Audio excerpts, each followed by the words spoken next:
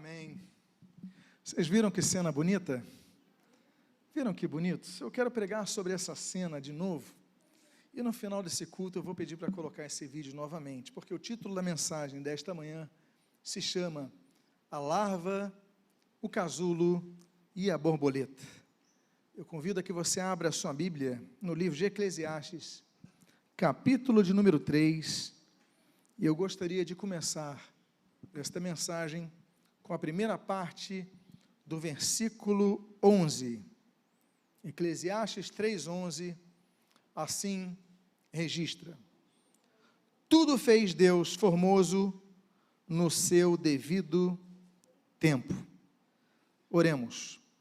Pai amado, lemos a tua santa e preciosa palavra e pedimos, Deus, fala conosco nesta manhã, abençoa a nossa vida, fortalece a nossa fé, renova-nos, Pai, precisamos da tua renovação. Abençoa os que estão aqui presentes, abençoa os que estão participando desse culto através da internet, fala com todos de maneira igual através do teu Santo Espírito.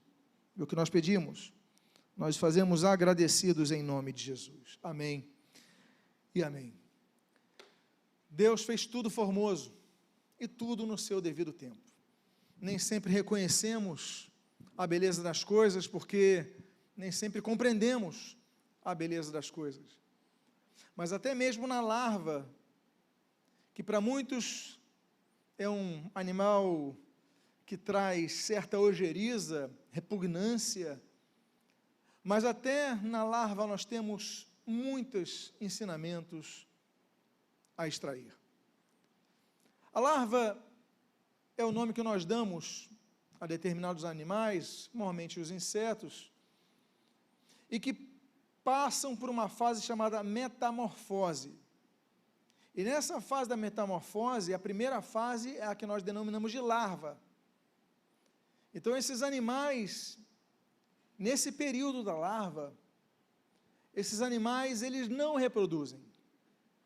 Eles apenas se alimentam, geralmente de folhas, para guardarem energia para o momento seguinte das suas vidas, que vão precisar usar a sua energia. Eles precisam se alimentar em todo momento, a larva fica se alimentando em todo momento, e vai crescendo, vai ganhando força, não reproduz, mas começa a desenvolver elementos químicos, que vão permitir com que ela comece a preparar um tipo de material, que vai lhe permitir passar por uma nova fase. A Bíblia nos ensina que o cristianismo não é apenas uma informação que você possa dar a uma instituição que faça uma pesquisa e diga, olha, qual é a sua religião? Eu sou cristão, eu sou evangélico.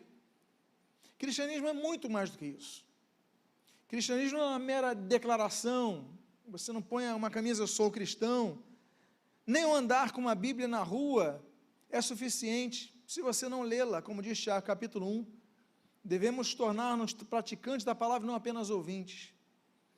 E a primeira coisa que nós começamos a extrair, a aprender com essa larva, é a necessidade que nós temos de nos alimentarmos constantemente, frequentemente, regularmente, a todo momento, não apenas diariamente, mas a todo momento, para que possamos ter energia, possamos ter força para vencer as próximas etapas de nossa vida e crescermos espiritualmente. Porque, afinal de contas, se a larva, ela não se alimentar, ela morre. Se nós não nos alimentarmos, nós morremos. A grande crise que nós vemos, a crise de fé que nós vemos na Europa dos dias de hoje, quando nós observamos os primeiros grandes movimentos missionários da Europa, que levaram os missionários para o Brasil, levaram os missionários, os americanos aqui em São Paulo, os holandeses no nordeste brasileiro, ali com as invasões holandesas, 1654, nós temos as missões nos Estados Unidos, nós temos as missões nas ilhas do Pacífico, com os irmãos morávios, ou seja, todos saíram da Europa e foram evangelizar o mundo. Hoje nós vemos a Europa numa crise de fé. Por quê? porque deixaram de se alimentar da palavra. Quando o Senhor Jesus ele foi tentado, e nessa primeira fase nós colocamos a larva não se reproduz, somente se alimenta. Jesus, ao ser tentado por Satanás, Jesus não foi tentado 40 dias, como alguns dizem. A Bíblia diz que passados os 40 dias, Jesus foi tentado, ou seja, Jesus foi tentado no momento de maior vulnerabilidade. Não foi no primeiro dia, não foi no segundo, foram 40 dias em isolamento, 40 dias de confinamento, 40 dias sem contato social, 40 dias num local ermo, que era aquele deserto de Jericó, 40 dias isolado, e no final dos 40 dias, quando o Senhor Jesus estava então mais suscetível, Satanás oferece as suas propostas, dentre as quais, por exemplo, alimentos, transformar pedra em pão. Um homem que estava há 40 dias de jejum. Ou seja, Satanás, ele procura nos atacar, nos oferecendo o que nós precisamos quando nós mais precisamos. Nos oferecendo aquilo que nós almejamos, desejamos. É assim que ele trabalha. E assim não foi diferente com o Senhor Jesus, depois desses 40 dias, e numa das tentações, quando o Senhor oferece pão, Jesus, eu imagino, 100% homem, 100% Deus, mas na sua humanidade, estava ali, e ele fala, olha, transforma as pedras em pães. Ele fala, não, Satanás, nem só de pão viverá o homem, mas de toda a palavra que procede da boca de Deus. A principal alimentação para nós guardarmos energia para as próximas fases é a palavra de Deus. Nós precisamos nos apegar à palavra de Deus, nós precisamos conhecer a palavra de Deus, nós precisamos crer na palavra de Deus e nós precisamos praticar a palavra de Deus, porque aí nós experimentaremos do que a palavra de Deus ensina. A palavra de Deus era lâmpada para nossos pés, luz para nossos caminhos. Salmo 119 diz isso, 105, a Bíblia diz, a Bíblia é um norte para nossas vidas, é bússola, como diz Jeremias capítulo 23, olha, era aquele martelo que esmiuça a penha. A palavra de Deus é uma âncora, a palavra de Deus é o nosso alimento.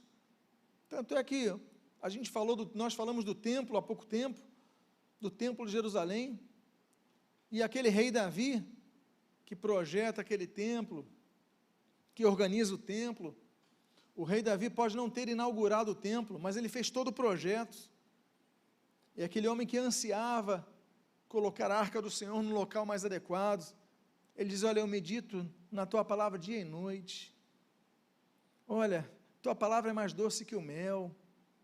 Aqueles compositores, aqueles homens que fizeram belas canções, sempre louvando a palavra, o maior capítulo da Bíblia, o Salmo 119, é um hino à palavra de Deus, a preciosidade e a riqueza da palavra de Deus.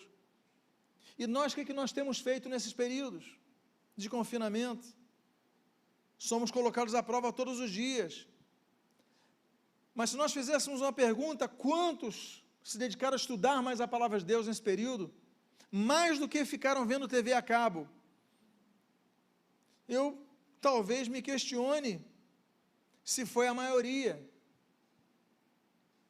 Eu me regrava em casa, eu falava, não, eu vou ver televisão na hora que eu vejo televisão, à noite. Não vou gastar meu dia, não vou gastar minha tarde, tem muita coisa para fazer. Eu não vou me tornar escravo disso, não vou me viciar nisso. Porque nós começamos a dar mais importância no que vem colorido para nossos olhos, do que na leitura, e vivemos uma geração que já não valoriza a leitura. As informações são muito rápidas, estão em vídeo, você já não lê. Nós temos que voltar com o hábito da leitura, ler a palavra, mas ouvir a palavra, claro, assistir programas que se prega a palavra, claro, mas temos que buscar da fonte da palavra de Deus, para guardarmos energia, para guardarmos força. Temos que aprender com as larvas, que devemos comer em todo momento, nos alimentarmos em todo momento. A segunda coisa que nós aprendemos com a larva, é que a larva produz fios de seda. No caso, várias larvas, existem várias larvas, mas eu estou falando então daquele chamado o bichinho da seda, o bicho da seda. Ele produz fios nesse período que ele larva. Ele não se reproduz. Ele só come. Mas enquanto ele come, ele vai ganhando energia e vai se desenvolvendo organicamente, a ponto de começar a produzir elementos químicos que fazem com que saia uma substância que vai se tornar naquilo que nós falamos dos fios. E o que esses fios nos apontam? Esses fios nos apontam, em primeiro lugar, a unidade. Os fios, eles unem. Uma pessoa, outra pessoa tem um fio, elas unem. Nós estamos numa sociedade que nós falamos da network, ou seja, numa rede mundial. Nós, a internet, rede internacional, tudo é net, tudo essa rede que nos liga. Você precisa de algo, você procura alguém que você conhece, rede de relacionamento. Esse bichinho, essa larva, apesar de só comer, mas ela não deixa de produzir algo, produzir fios, produzir vínculos. E nós não podemos, ainda que estejamos restritos, não podemos deixar de manter os laços que nos ligam. O Senhor Jesus, ele quando veio ao mundo, ele podia ter feito tudo sem chamar os 12 discípulos? Não podia. Ele tinha todas as condições de fazer tudo, sem 12, sem 7, sem 3 ou sem 1. Ele podia fazer tudo, mas ele escolhe 12. O Senhor Jesus, que é Deus onipresente, onisciente, onipotente, os atributos de Deus eterno, mas na onisciência de Deus, Jesus, ele não ouve oração de alguém que está sozinho, ilhado num local distante, ele não ouve. Mas por que Jesus falou, onde 2 ou 3 estiverem reunidas em meu nome, aí eu estarei? Por que ele não disse, onde um estiver, aí eu estarei? Mas ele falou, onde 2 ou 3 estiverem reunidos em meu nome, aí estarei. Porque ele fala dessa importância. Ele chama 12 porque ele fala da importância. Deus divide as 12 tribos porque fala a importância de nós nos enriquecermos uns com os outros. E aí nós começamos a ver, como por exemplo esse texto de Hebreus capítulo 10, versículo 25 diz, você pode ler, não deixemos de congregar-nos, como é costume de alguns. Alguns na igreja primitiva também deixaram de se congregar. Mas nós não podemos deixar de nos congregarmos. Antes façamos admoestações, e quanto mais vedes que o dia se aproxima. O alerta do autor aos Hebreus, ele é muito aplicado nos dias de hoje. Porque muitos vão se acostumando, a partir da descoberta da tecnologia dos cultos em casa, a ficar em casa, não vou assistir o culto em casa. Nós vamos começar a enfrentar uma geração que vai deixar de participar dos cultos presencialmente. Eu estou em casa, eu estou bem, eu estou ouvindo a palavra, estou bem. Não deixa de se congregar. Mas a Bíblia diz, olha, não deixe de se congregar como fazem alguns. Alguns vão desanimando, alguns vão largando, alguns vão esfriando, daqui a pouco estão desviados. O desviado começa assim. O primeiro passo do desviado não é falar, eu não acredito mais em Deus. O primeiro passo é deixar de congregar. Aí ele vai esfriando, estou em casa, estou bem. Não, leio minha Bíblia. Aí vai ler cada vez menos. É aquela história, aquele exemplo, a brasa fora do braseiro, ela se esfria. Mas quando a brasa está dentro do braseiro, ela se aquece. Jesus, ele falou, olha, vocês têm que se reunir. A igreja, ela passava por essa primeira grande perseguição após a morte de Cristo. Afinal de contas, tinham crucificado Jesus. Mas naquela ascensão, Atos capítulo número 1, versículo 8, aliás, antes do 8, naquele contexto da ascensão de Jesus, quando os anjos falam, esse é um assunto a tratarmos no estudo de escatologia, olha, da mesma forma que vocês estão vendo ele subir, assim ele vai descer. Eles alertam, os anjos alertam, mas isso no capítulo 1. No capítulo 2, Jesus tendo sido crucificado, líder de um movimento quando era crucificado, meus amados irmãos, os demais iam sendo caçados. Assim é a história, quem gosta de história entende. Você vai caçando, você quer derrubar alguém, uma liderança, independente se é no Império Romano, se é na China, você, então tá bom, vai minar a liderança, vai buscar a liderança, vai tentar derrubar de todo modo. Agora você derrubou o líder. Jesus foi crucificado. Jesus ressurge, ressuscita, é assunto aos céus. E a igreja, o que ela faz?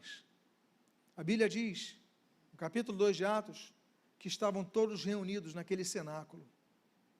E ali desce o Espírito Santo, Atos capítulo 2. Por que eles estavam ali num período de perseguição? Porque a igreja não deixou de se reunir. Quando a Roma, estive com um grupo aqui da igreja, ano passado, e lá nós visitamos as catacumbas. Eu comentava com alguns irmãos que estavam próximos, olha, você está vendo isso daí? Eles faziam cultos nesse local, mas não deixavam de se reunir. Podiam se reunir nas suas casas, isoladamente, mas havia perseguição no Império Romano. Eles se reuniam nas catacumbas, que é um local subterrâneo, sem ventilação, porque hoje lá tem ventiladores. Hoje você visita as catacumbas com ar, sentindo ar. E imagina que você entra numa caverna e você só vai vendo cadáveres, caveiras, corpos apodrecendo. Mas ainda assim aqueles cristãos se reuniam, não deixaram de se congregar. Então eu quero dizer aos irmãos, não deixe de se congregar. Vamos sair mais fortes do que nós entramos nessa fase. Não deixe de se congregar. A Bíblia diz, quando a gente fala do sangue de Jesus que nos purifica de todo pecado, a gente geralmente só cita a segunda parte do versículo 7, 1 João capítulo 1. Então, o sangue de Jesus purifica de todo pecado. O sangue de Jesus, a gente geralmente só fala essa frase para repreender Satanás, e claro, o sangue de Jesus tem todo o poder.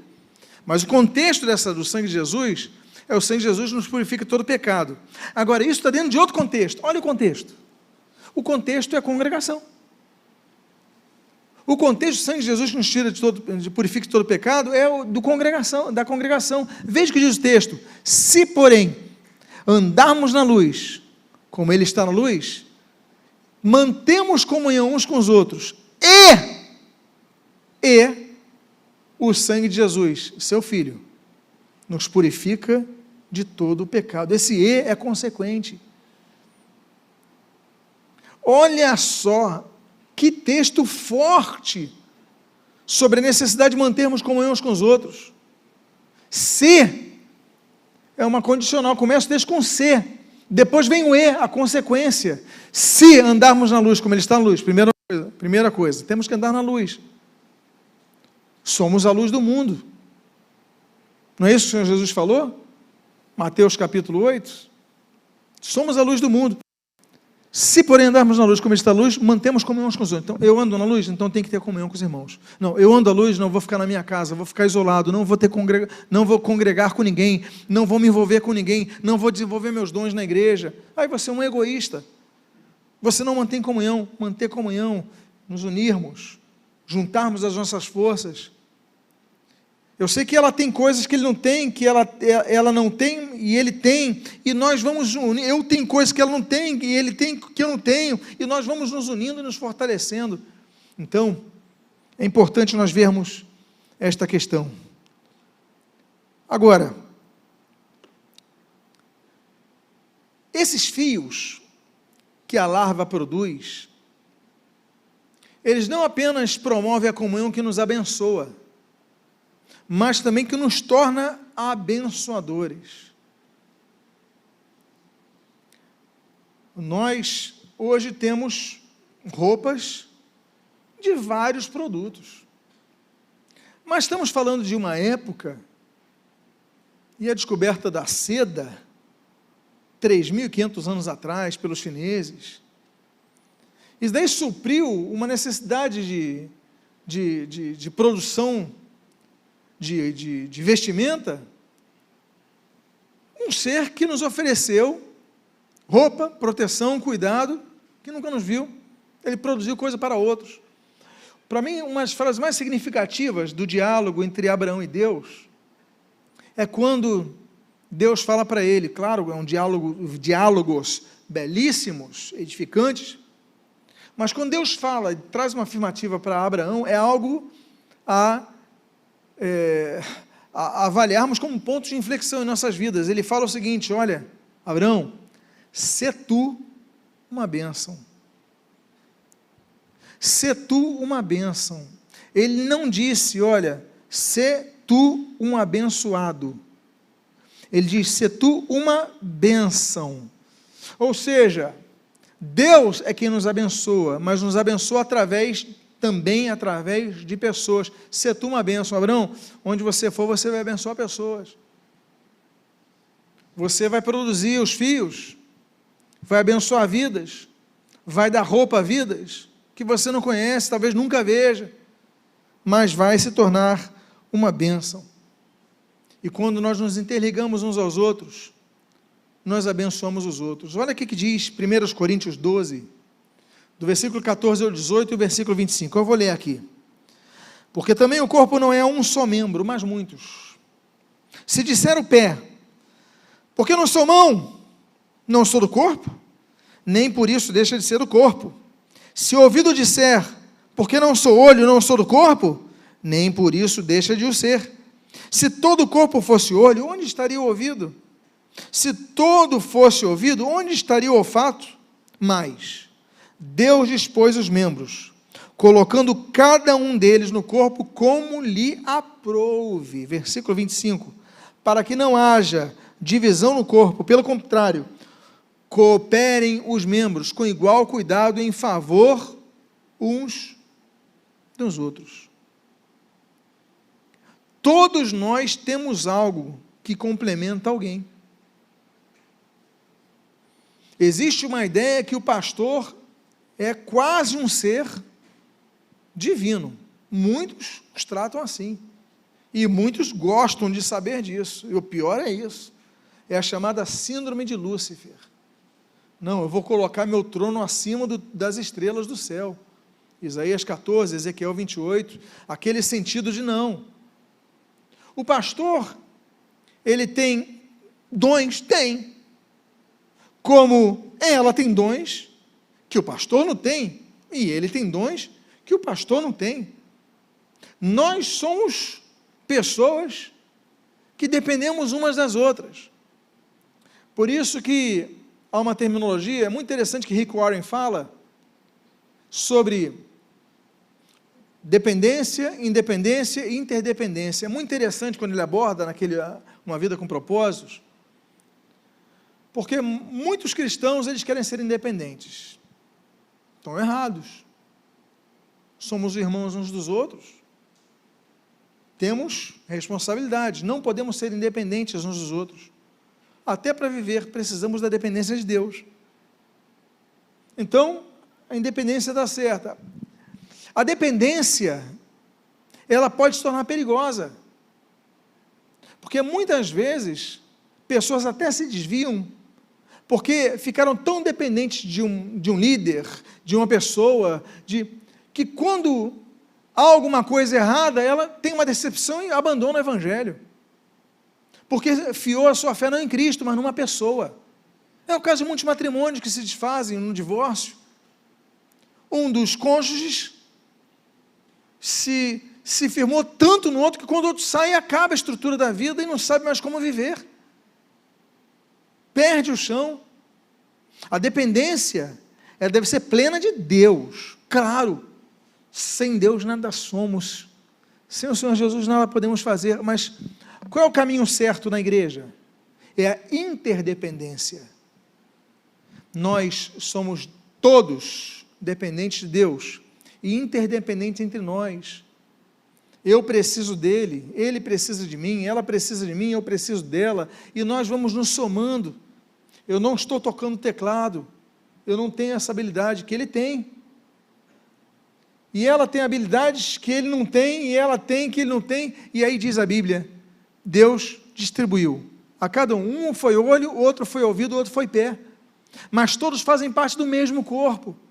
E diz a Bíblia no final, e olha, cooperem os membros com igual cuidado em favor dos outros, ou seja, em favor de outros, ser bênção para outros. Os fios que essa larva ela produz, se tornam bênção para outros. O texto de Efésios, ele vai além, numa informação importantíssima. O versículo 5, 15 e 16 do capítulo 4 diz assim, mas, seguindo a verdade em amor, cresçamos em tudo naquele que é o cabeça, Cristo, de quem todo o corpo, bem ajustado e consolidado pelo auxílio de toda a junta, segundo a justa cooperação de cada parte, efetua o seu próprio aumento para a edificação de si mesmo. Olha a larva aí. Quanto você vai doando, você vai crescendo. Quando você vai produzindo teus fios, você acaba tendo um processo muito interessante na vida da larva, que ela se desfaz de algo que impede o seu desenvolvimento. Porque se a larva não excreta o fio, ela se envenena, ela morre, ela precisa produzir para poder crescer. O Senhor Jesus, ele diz em João capítulo 15, quando ele fala do ramo que tem que produzir frutos, ele fala, ó, se o ramo não produz, corta e lança ao fogo. Mas se produz, poda ele para que ele cresça mais. Não é assim que se cuida da árvore e das plantas? Você não tem que podar para ela que cresça mais e com mais viço? Pois é, assim é a larva. Ela tem que produzir, ela tem que abençoar, senão ela acaba morrendo. Nós não podemos ser autofagistas, pessoas que se retroalimentam apenas de... Não, nós temos que receber o alimento e repassá-lo, perpassando aos demais. Temos que receber e desenvolver e abençoar, como o exemplo dos músicos, receberam, abençoaram, como o exemplo de cada um que está servindo aqui. Os irmãos que vieram servir aqui e têm servido as crianças, no som, e em cada setor da igreja, na evangelização, tem irmão na calçada lá fora. Eles estão dando, eles estão produzindo, mas entendo que quando nós produzimos, nós somos os primeiros a sermos abençoados, porque o Senhor Jesus falou, olha, eu não vim para ser servido, eu vim para servir, dar minha vida por muitos. O Senhor Jesus é o exemplo que deu a sua própria vida por nós. Aprendemos isso com as larvas. Sejamos como as larvas. Esses fios, eles também revelam outra coisa. Esses fios trazem proteção. As larvas, elas são alvos fáceis, de pássaros principalmente. E muitas vezes elas produzem esse sistema de fiação, assim como as aranhas. Eles produzem esse sistema de fiação que acaba protegendo as larvas. E através dessa fiação, você sabe que ela depois vai construir a sua o seu maior esconderijo. Mas os fios que são produzidos são nossa proteção. E tem uma coisa que nós devemos exercer para sermos protegidos, é a nossa fé. A Bíblia diz nesse texto que você está lendo, de 1 João capítulo 2, versículo 1, versículo 14 e o 5, versículo 4, diz assim, jovens, eu vos escrevi porque sois fortes, e a palavra de Deus permanece em vós, e tendes vencido o maligno. Capítulo 5, versículo 4, porque todo o que é nascido de Deus vence o mundo, e esta é a vitória que vence o mundo. O que diz o texto? A vossa fé. Quando eu falo da Europa, que deu as costas para Deus, eles perderam a fé. Aí está surgindo uma nova geração, dentre esse materialismo que graça aquela sociedade, que é a geração muçulmana. Não pense você que o islamismo está crescendo na Europa apenas pela geração familiar. Não pense você. Há pessoas que nasceram em lares cristãos que estão se convertendo ao islamismo, porque veem que é um povo que tem fé. Eles têm convicção, certeza no que leem, no que creem. E nós cristãos, muitas vezes, não temos fé. Nos tornamos como aqueles que só vão ao culto se precisam de algo. Vou ter uma entrevista de emprego, aí vou na igreja pegar uma oração, estou enfermo, vou na igreja. Vou na igreja por causa de um casamento. Se não tiver casamento, você não vai nunca na igreja. Tem a peça teatral do meu filho, eu vou lá assistir, dar uma força. O Dia das Mães, vou lá com minha mãe. Nos tornamos assim? Não podemos. Mas tem uma coisa que nos alicerça, que deve nos caracterizar sempre: a nossa fé. A Bíblia diz: e essa vitória que vence o mundo é a vossa fé. Porque o que está cheio, a internet está cheia, os amigos, as pessoas que nos rodeiam estão cheias, ficam debochando da nossa fé, debochando da Bíblia, debochando das pregações, mas firma a tua fé em Cristo, que você vai vencer o mundo. A segunda fase na vida desse animal é a chamada fase do casulo. Você está vendo a imagenzinha? Isso daí é um tipo de casulo que tem. E o casulo é necessário para a borboleta surgir. A Bíblia diz nesse texto de Deuteronômio capítulo 8, versículo 3, do qual o Senhor se citou lá em Mateus capítulo 4, Lucas capítulo 4, na tentação em Jericó, no deserto de Jericó. Ele diz assim, Deus falando a Moisés e ao povo: recordar-te-ás de todo o caminho pelo qual o Senhor teu Deus te guiou no deserto estes 40 anos, para te humilhar, para te provar, para saber o que estava no teu coração, se guardaria ou não os seus mandamentos. Ele te humilhou e te deixou ter fome, e te sustentou com maná, que tu não conhecias, nem teus pais o conheciam, para te dar a entender que não só de pão viverá o homem, mas de tudo o que procede da boca de Deus. Depois que a larva chega a um ponto de produção de fios, ela chega a uma fase chamada pulpa. Na fase da pulpa, ela já começa a produzir um tipo de fio que tem uma outra estrutura. E ela começa então a dar forma e se envolver nessa estrutura. E aí começa um ponto que fica, sim, vários tipos de casulos, essa imagem é um deles, mas parece uma perfeição, parece que foi feito como Deus deu sabedoria a todas as criaturas, na verdade, é impressionante a sabedoria divina. E ela então, nessa fase de pulpa, ela produz então o seu casulo. E o casulo representa confinamento completo. Ela já se alimentou, guardou energia, tem energia e condições de ficar isolado por um tempo daquela alimentação usual, porque afinal de contas, dentro do casulo, ela não vai comer mais daquelas folhas. E ela vai passar a experimentar uma nova fase da vida de confinamento, sem ter acesso à sua alimentação usual, sem ter acesso sequer a tão necessário caminhar, digamos assim, ou seja, a movimentação. Ela vai ficar inerte, vai ficar parada. É um tempo que requer dessa larva isolamento, novos hábitos, pouca movimentação. Lembra alguma coisa? Mas nesse período, como Deus, quando tirou Israel do Egito, fala, vocês vão entrar numa nova fase e vão, mas antes disso tem o deserto. Entre o Egito e a terra prometida, existe um deserto. Entre o Egito e a terra prometida, existe um casulo.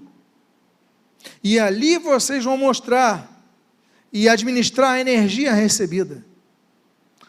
Todo o alimento que vos nutriu, toda a produção, agora vocês vão administrar isso. E Deus fala, olha, eu levei vocês para o deserto. Lá vocês foram humilhados. Lá vocês passaram fome, mas não completa. Por quê? Porque eu vos dei o maná que vocês nem vossos pais conheciam. No deserto, nós começamos a descobrir coisas que nós não conhecíamos. Aconteceu com alguns aqui que estão ouvindo essa mensagem, descobriram novas coisas que não conheciam, aprenderam a administrar coisas que antes não sabiam se tinham condições de administrar, porque no casulo, ainda que não nos movimentemos, nós percebemos que Deus nos sustenta. Deus nos ensina. Deus é um Deus que faz coisas no deserto. Êxodo capítulo 3, Deus fala no deserto, não foi assim naquela sarça? Êxodo capítulo 13, Deus traz direções no deserto, não foi assim com a coluna de fogo durante a noite e a coluna de fumaça durante o dia? No deserto, Deus nos sustenta. 1 Reis capítulo 19, não foi assim com Elias? No deserto, Marcos 6, Deus nos ensina, Jesus ensinava em lugares ermos. O fato é que, independentemente se estamos no galho, ou pendurados no galho através de um casulo, Deus tem algo para nós ali. E aí nós vamos então para a terceira fase. Eu creio que para muitos que estão vendo essa tela, a imagem está mais bonita, não está? O nome dessa borboleta é monarca. Existem várias espécies de borboleta. Mas essa borboleta, ela só pode voar depois que ela rompe o casulo. E ela só rompe o casulo quando tem maturidade, no caso dela, física, para romper o casulo. Ela não se programa para romper o casulo. O casulo é rompido naturalmente. Por quê?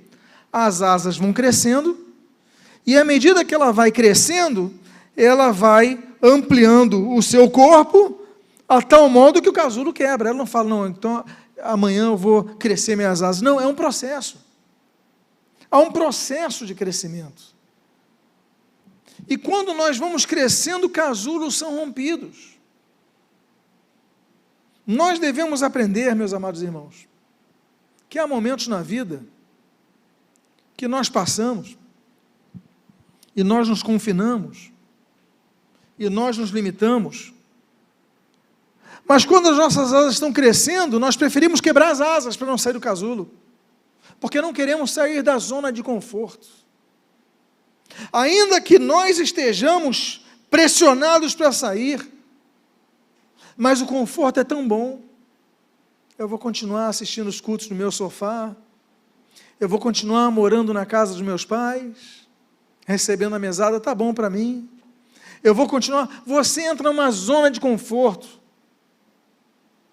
que para você não quer. Não. Deus te fez com asas para voar. À medida que as asas vão crescendo, o casulo tem que romper. E aí, meus amados irmãos, nós precisamos de coragem para romper o casulo. Porque muitas vezes nos animamos, é tanto tempo dentro do casulo. Essas asas estão aqui e estão me apertando, mas eu vou ficar aqui mesmo. Eu não quero experimentar nada lá fora. A vida lá fora é difícil, tem muitos desafios. Eu não quero sonhar mais, eu quero ficar no casulo. Não, mas Deus, Ele vai fazendo com que você chegue a um ponto que você precisa romper. Deus falou para Josué, Josué, olha, Moisés morreu, Josué. O homem liderou Israel no deserto 40 anos, mas agora é a tua vez. Você precisa de algumas coisas, eu vou te dizer quais. Versículo 9, ser forte e corajoso. Não temas, nem te espantes, porque o Senhor teu Deus é contigo, por onde quer que andares. Por que ele fala não temas e te espantes? Porque a vida nos leva a momentos que nós tememos situações e nos espantamos com situações. Ele fala, mas não tema, não se espante não. Sabe por quê? Porque eu estou contigo. Mesmo nos desertos, mesmo nas fases novas, no rompimento dos casulos, eu estou contigo. Mas eu não sei o que é voar, eu nunca voei. Meus amados, quando o casulo rompe, vocês viram a cena, nós vamos projetar o vídeo no final dessa mensagem. Quando ele rompe, a borboleta já sai voando, ela não cai. É impressionante, nunca voou. Rompeu, já está voando. Mas para isso ela tem que ter força, tem que ter coragem. Eu não sei a nova fase que eu vou ter na minha vida. Tenha força e tenha coragem, porque Deus está contigo. Diga à pessoa que está do seu lado, tenha força e coragem para a nova fase da sua vida.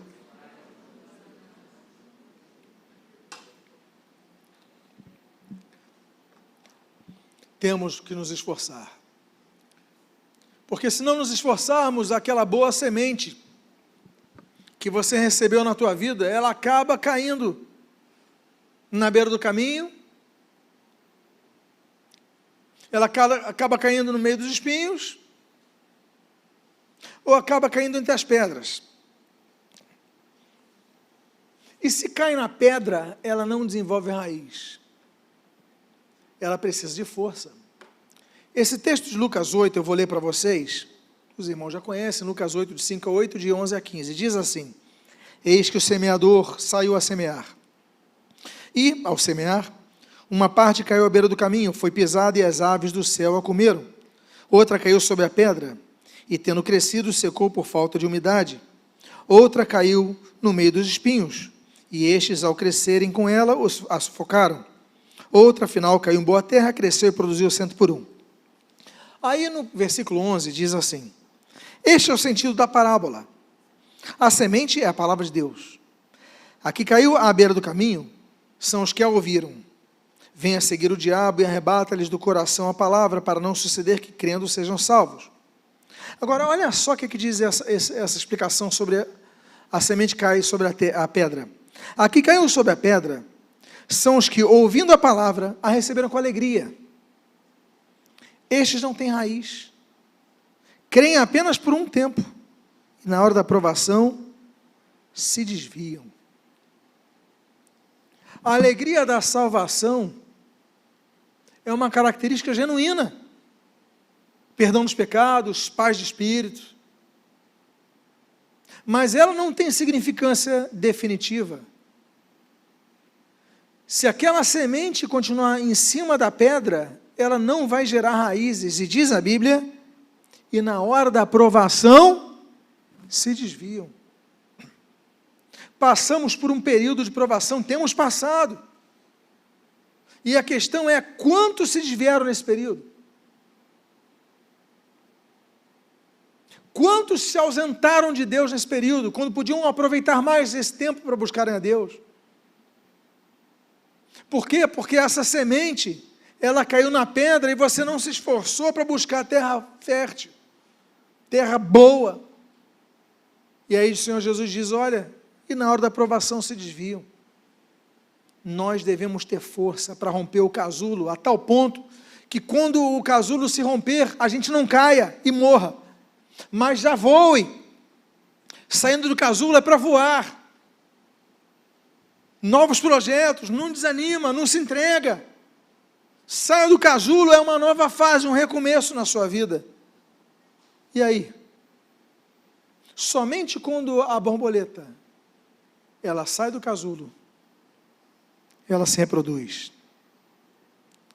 A Bíblia diz, através das palavras do Senhor Jesus, em Mateus capítulo 28, versículos 19 e 20, o seguinte, Jesus, aproximando-se, falou-lhes, dizendo, toda a autoridade me foi dada no céu e na terra, ide, portanto, e fazei discípulos de todas as nações, batizando-os em nome do Pai, do Filho e do Espírito Santo, ensinando-os a guardar todas as coisas que vos tenho ordenado, e eis que estou convosco todos os dias, até a consumação do século.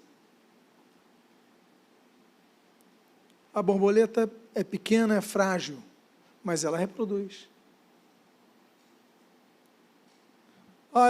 Eu passei por essa provação, estou começando uma nova fase. Olha, agora já está no momento de você começar a reproduzir. Porque ovelha reproduz ovelha. O rebanho de Cristo é composto de ovelhas. Não é o anjo do céu que vai vir e pregar, somos nós, os discípulos. Discípulos fazem discípulos, ovelhas geram ovelhas. Não deixe isso apenas para o pastor com o microfone na mão, somos todos nós, em todo tempo, a começar com o nosso testemunho, com nossa vida de fé. Gere novas vidas para Deus. É a ordem do Senhor Jesus, ide, portanto, e fazer discípulo a todas as nações. A ordem não foi só para os pastores, não, foi para cada um dos discípulos, para todos nós. Mas eu sou pequenino. Deus pega coisas pequenas e multiplica, Ele é especialista nisso. 1 Reis capítulo 17, Elias com aquela viúva, ele pega e multiplica o azeite e a farinha. O discípulo dele, Eliseu, 2 Reis capítulo 2, ele pega outra viúva, ele pega uma viúva e multiplica ali o azeite dela, multiplica. Jesus, Mateus 15, Mateus 14, Mateus 15, as duas multiplicações, poucos pães, poucos peixes, ele multiplica, porque Deus, Ele faz isso, Ele pega pequenas coisas e multiplica até a força. Eu só tenho essas pedrinhas aqui na mão, tem um gigante com uma espada de ferro. É interessante notar a diferença dos exércitos de Israel para os filisteus, que Israel ainda não dominava o ferro, os filisteus tinham ferro, já tinham essa tecnologia. As espadas do povo de Israel eram espadas boas, mas eram baseadas no cobre, não tinham aquela liga que tem o ferro. Agora imagina o Golias com a espada de ferro, Davi com aquela tiradeira, foi suficiente. O que Deus quer é que você, como uma borboleta, não apenas voe, mostre a sua beleza, mas você também reproduza, gere novos discípulos para Deus. E por fim, por falar em beleza, nós abrimos com o texto de Eclesiastes 3, que Deus fez tudo belo ao seu tempo, e eu encerro com o fato de que, se por um lado a larva a muitos produz repugnância, a borboleta a muitos traz beleza. E o texto de 2 Coríntios capítulo 2, versículo 15 diz: porque nós somos, para com Deus, o bom perfume de Cristo, tanto nos que são salvos, como nos que se perdem. Uma coisa é certa, nós existimos para fazer a diferença. Nós não existimos para sermos agentes secretos de Cristo. As pessoas têm que ver algo diferente em nós. No seu trabalho, as pessoas têm que ver que você tem um testemunho diferente, um pensamento diferente, um linguajar diferente. Meus amados irmãos, eu vou tomar meu café numa padaria perto de casa. Eu estava essa semana tomando meu cafezinho, meu pãozinho com manteiga. De repente, um grupo de ciclistas pararam ali e tomaram também café, próximo a mim. E eu fiquei atento ao que eles conversavam. Meus irmãos, eu falei: meu Senhor, muito obrigado que me privaste disso. O nível daquela conversa, meus irmãos, eu não posso falar nem 0,5% do que eu ouvi aqui, senão vai ter gente que vai ter um infarto. Tanta baixaria, tanta malícia, meus irmãos, eu fico imaginando o seguinte: e se tiver um desses ciclistas, que era um grupo de ciclistas, for cristão, a luz tem que brilhar, tem que incomodar. Eu lembro que teve uma vez no colégio, eu estudava aqui no Colégio Batista, aqui a 3 quadras, a 2 quadras daqui da igreja. Eu lembro que uma vez eu me integrei com meus amigos, grandes amigos, enfim, e louvo a Deus pela turma que eu tive, mas teve uma vez que aquilo eu gravei para mim. Teve uma vez que eu cheguei um pouco mais tarde, na hora do recreio, não sei se eu demorei mais na cantina, estavam lá conversando, um grupinho lá de 6, 7, não sei. Estava lá, eu cheguei.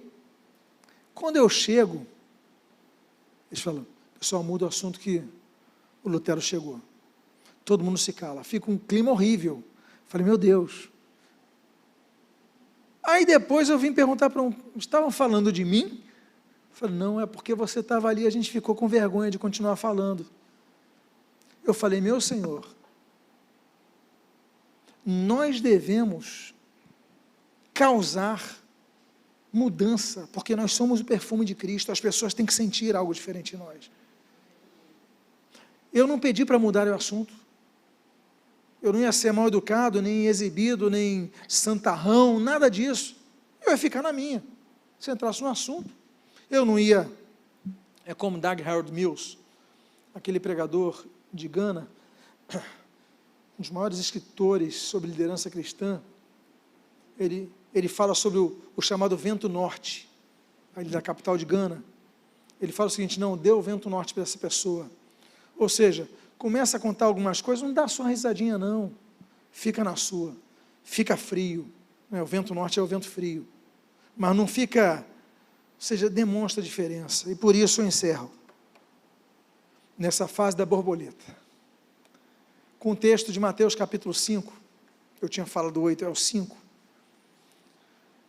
quando Jesus fala ali naquele sermão do monte, o seguinte, versículo 14 a 16, vós sois a luz do mundo, não se pode esconder a cidade edificada sobre o monte, nem se acende uma candeia para colocá-la debaixo do alqueire, mas no velador, e alumia todos os que se encontram na casa, assim, brilhe também a vossa luz diante dos homens, para que vejam as vossas boas obras, e glorifiquem a vosso Pai, que está nos céus.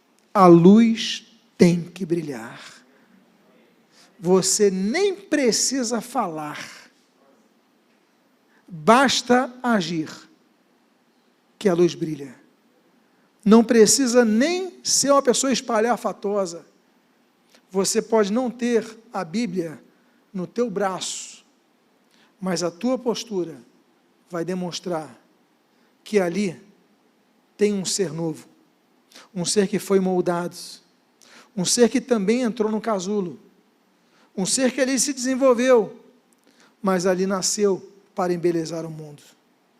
Com que beleza? Com a glória de Deus. Que Deus abençoe a sua vida, irmão larva, borboleta no casulo, irmão borboleta, que Deus abençoe as nossas vidas, rica e abundantemente. Convido você a ficar de pé, por favor. Eu quero fazer uma oração por sua vida.